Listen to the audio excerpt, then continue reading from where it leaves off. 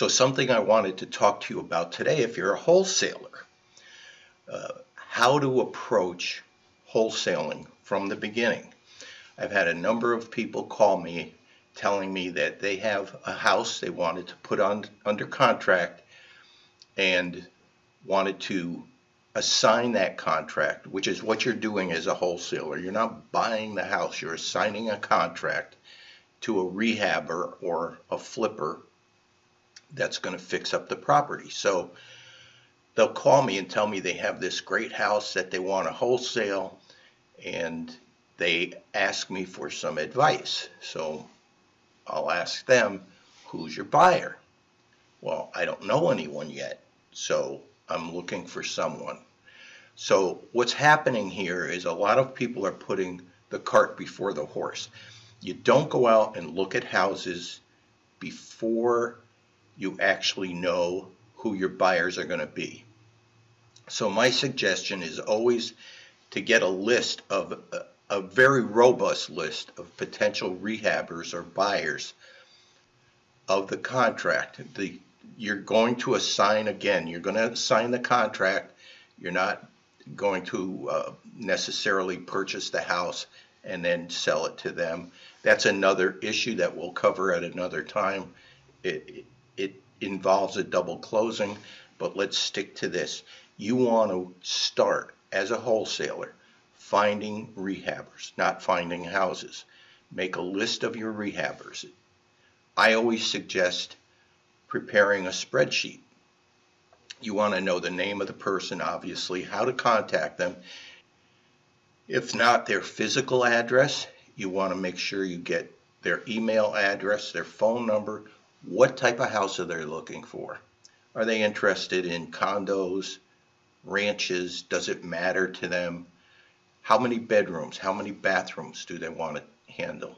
How many square feet? Where are they looking? That's probably the most important item. You have to know the location. Get the location and also find out how are they going to fund this. As someone who is wholesaling, you need to know if you're going to assign this contract to somebody and they don't have the funding right away.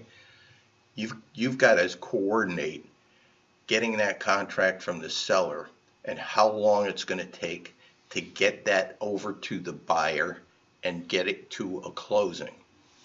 So obviously the people who are cash buyers are A-plus candidates for you, but that doesn't eliminate other potential rehabbers. So you need to know where their funding source is.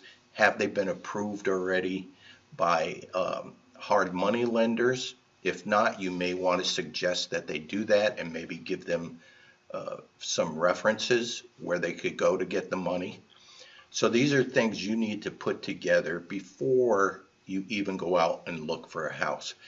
I have a spreadsheet example, very simple, that I'm going to put up on the screen so that you can see what I'm talking about. It shows the name, email address, phone number, the type of house they're interested in, how many bedrooms, how many bathrooms, square footage, degree of difficulty, obviously the location of the house and the funding source. So that will be up on the screen now.